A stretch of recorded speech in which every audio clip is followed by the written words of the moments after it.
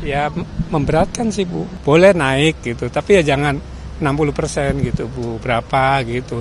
Ya kalau buat masyarakat kita ya pengguna taksi online atau taksi-taksi ini kan ya kasihan gitu Bu. Ya jelas berat sih, kalau saya ya biasanya sih yang biasanya aja agak berat.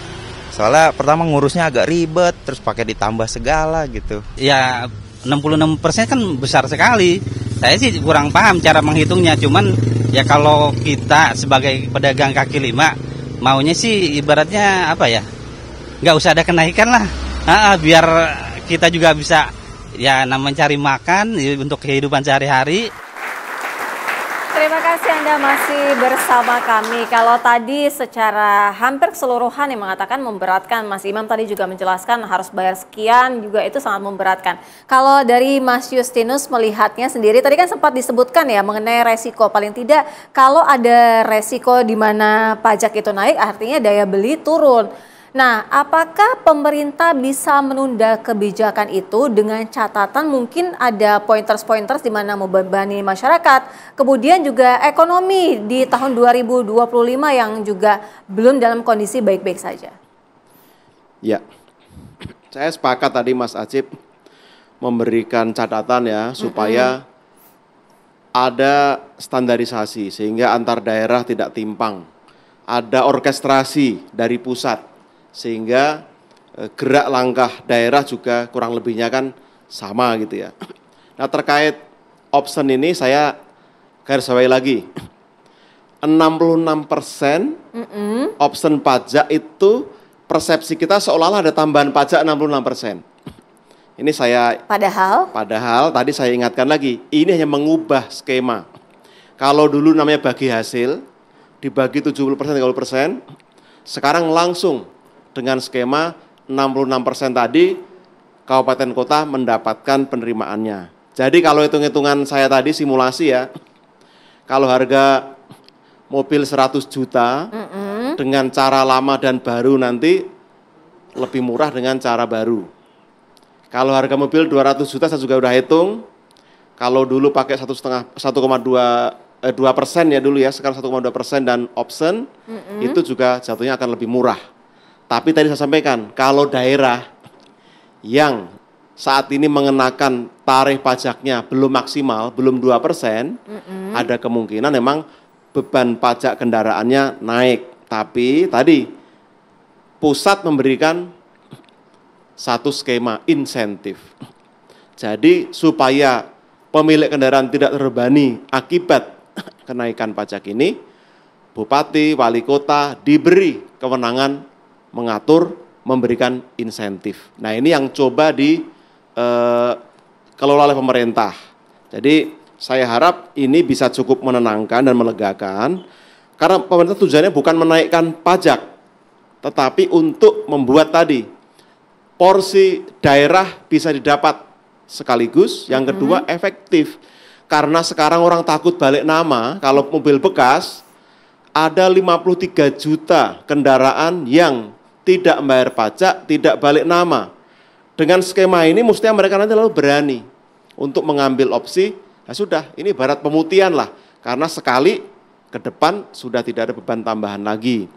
Tapi saya juga sepakat, pemerintah pusat mesti melihat, kan ada 500-an pemerintah kabupaten kota, tidak semuanya sama dengan Jabodetabek, maka pusat harus memastikan betul kompetensi kapasitas daerah itu standar. Kalau ada yang masih kurang, harus dipastikan itu dibantu agar bisa mengadministrasikan dengan baik. Yang kedua komitmen, sudah diberi ruang insentif. Jangan sampai kepala daerah juga oportunis, pragmatis. Wah saya tidak mau kekurangan penerimaan pajak, maka saya tidak mau kasih insentif. Nah, ini mesti ada standar yang jelas juga dari pusat, ada pedoman. Sehingga para kepala daerah berani ngambil keputusan dan yang menguntungkan masyarakat. Itu saya rasa penting. Nah catatan berikutnya memang pungutan. Saya sepakat. Indonesia ini negara yang terlalu banyak jenis pungutan. Perintilan kecil-kecil banyak. Macam-macam banget ya. Retribusi ini itu, pajak daerah ini itu, lalu pusat dan sebagainya. Ini mungkin saat yang tepat supaya publik tidak bingung, tidak rancu, dan simple tadi, rasanya ini saat yang tepat, yuk kita kodifikasi lagi, kita sederhanakan, supaya orang itu tidak perlu mengingat-ingat banyak jenis pajak, nanti ada yang kelupaan yang terlewat, sederhanakan, kurangi jumlahnya, tarifnya juga dibuat lebih standar, sehingga mempermudah masyarakat. Iya, sepakat. Kita percaya makin mudah, orang pasti makin pengen bayar pajak. Baik.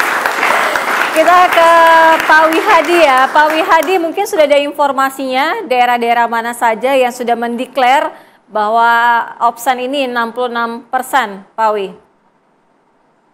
Belum ada hingga saat ini. Memang dalam Kementerian Keuangan dan Kementerian juga sudah melakukan pembicaraan.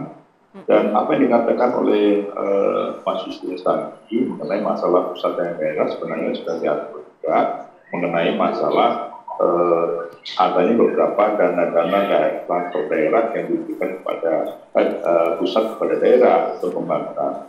Jadi saya kira angka yang 66% itu adalah angka yang seakan-akan ditimbulkan kenaikan. Jadi kan sebenarnya bukan itu. Makanya saya katakan dari mana angka 66%. Nah, itu kan bukan kenaikan. Jadi dalam hal ini memang masyarakat sekarang ini perlu kita tahu bahwa pemerintah ini untuk pusat dan daerah, keuangan pusat dan daerah ini sudah diatur dan dan semuanya untuk yang daerah itu beberapa hal itu mengatakan dengan perda-perda yang dipersiapkan. Nah, perlu kami sampaikan juga bahwa saat ini tentunya concern kepada pemerintah pusat, kepada daerah itu adalah bagaimana untuk tetap menciptakan situasi daripada keuangan daerah itu tetap berjalan. Dan mungkin ada beberapa daerah tadi yang dikatakan daerah-daerah mana aja, ini daerah-daerah itu memang sedang ada pembicaraan dan beberapa daerah memang banyak yang memang tidak menaikkan 22% sampai saat masih 22%. Nah inilah saya kira sebenarnya saya dari awal katakan ini misinformasi saja yang dibuat karena memang cukup sensasional kan, setelah 12% kemudian 6%. Jadi ini makanya saya katakan bahwa ini adalah bukan kewenangan daripada pemerintah pusat, tapi ini adalah pajak daerah yang memang menjadi bagi hasil antara provinsi dan kabupaten. Dan ini tetap akan menjadi concern kita walaupun memang ini ada daerah, tetapi bukan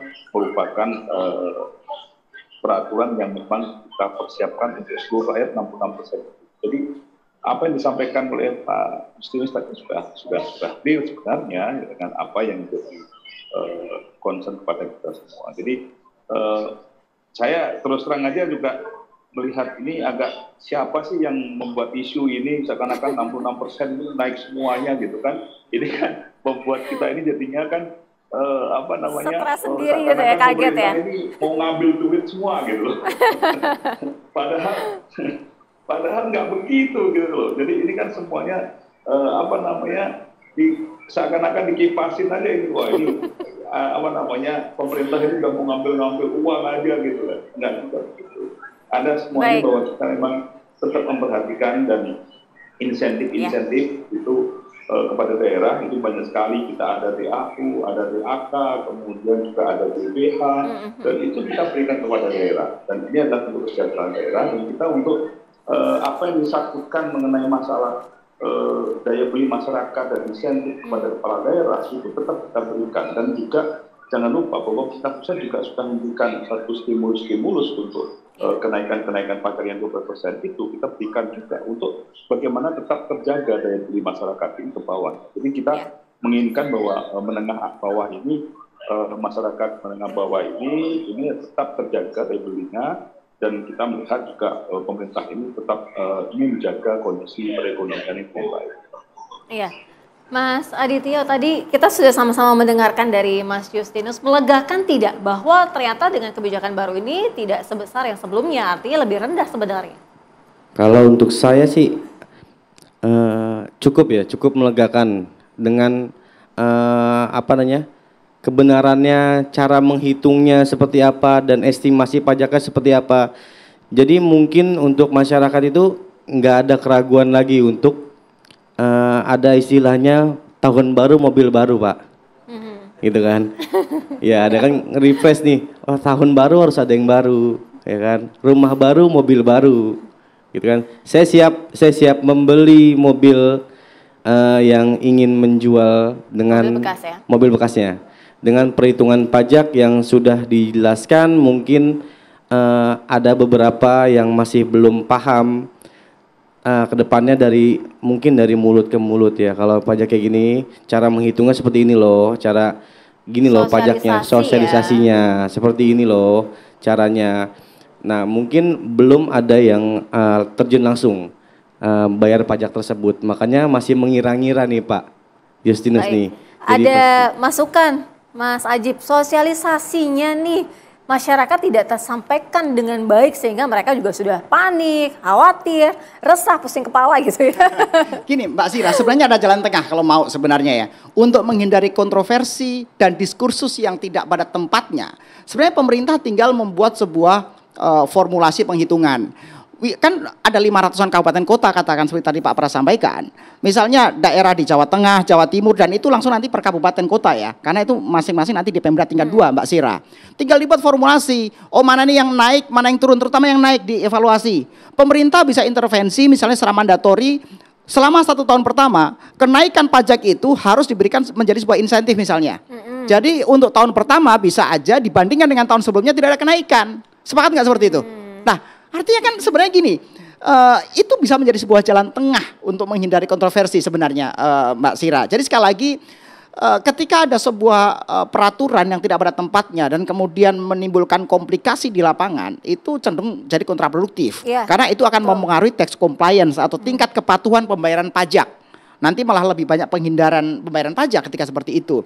Jadi sekali lagi, walaupun ini menjadi bagian rezim fiskal daerah, tapi saya pikir melalui instrumen yang dipunyainya, pemerintah pusat bisa melakukan intervensi sampai daerah. Saya nggak tahu apakah bentuknya mandatori atau hanya voluntary ya. Tapi formulasi itu bisa diberikan untuk menjamin daya beli masyarakat. Karena konsiderannya sangat jelas. Ketika dalam saat yang bersamaan juga ada PPN naik 12% dan lain-lain. Saya pikir kebijakan untuk menyamakan pajak 2025 dibandingkan dengan pajak sebelumnya menjadi sebuah hal yang berharga dan worth it. Dan formulasi itu dibangun melalui sebuah mekanisme aturan. Dan memang itulah tugas pemerintah, yaitu membuat aturan untuk membuat masyarakat itu lebih baik. Kira-kira demikian Mas Pras ya. Terima kasih banyak. Artinya Mas Ajib, apa dong yang harus dipersiapkan dari pengusaha otomotif untuk kebijakan ini? Terutama juga tadi sempat disinggung PPN 12% untuk barang mewah termasuk dengan mobil. Ini Mbak Sira, kalau namanya pajak itu masalahnya masyarakat ini sebagai pembayar dan yang menerima beban, ya mereka harus menjalankan.